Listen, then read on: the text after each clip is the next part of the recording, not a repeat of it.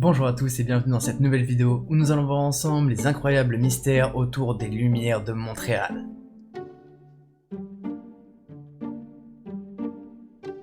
Dans la nuit du 7 novembre 1990, il se serait passé un phénomène très étrange dans le ciel de Montréal. Une femme prétendrait avoir aperçu une lumière dans le ciel. Elle va alors appeler la gendarmerie et décrire plusieurs lumières oranges en train de former un espèce d'ovale.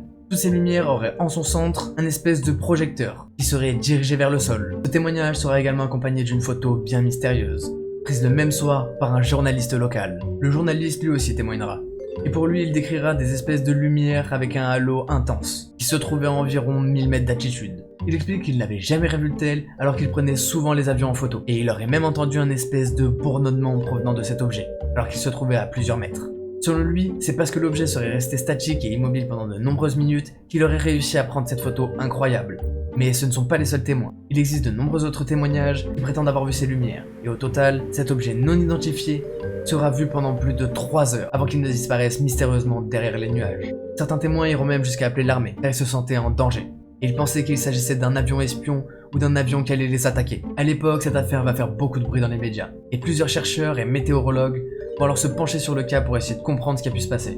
En lisant leurs témoignages, la première théorie qu'ils feront est qu'il pourrait s'agir d'un espèce de phénomène d'aurore boréale. Mais différents chercheurs vont réussir à prouver qu'il ne peut pas s'agir d'une aurore boréale. Pour d'autres, il pourrait s'agir d'une opération militaire secrète qui se serait déroulée dans la zone.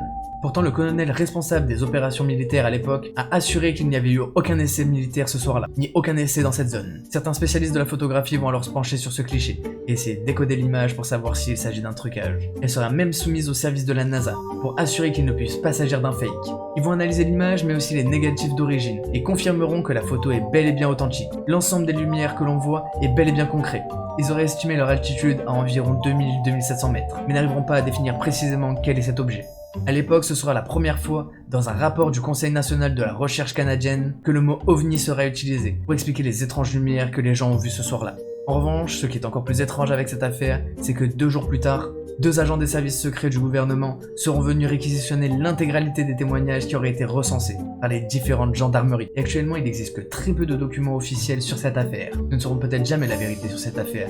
Il faudra attendre qu'elle soit déclassifiée pour avoir les documents originaux et comprendre ce qui a pu se passer ce soir-là. Et voilà, c'est déjà la fin de cet épisode. J'espère que ça vous aura plu. N'hésitez pas à me le dire dans les commentaires et si vous avez d'autres sujets comme ça que vous voulez que je traite dans mes prochaines vidéos. Si vous êtes intéressé par les ovnis, vous pouvez aller voir tous mes autres épisodes. Vous pouvez liker, partager et vous abonner. Nous on se retrouve dans une prochaine vidéo. C'était Kiko on Fire.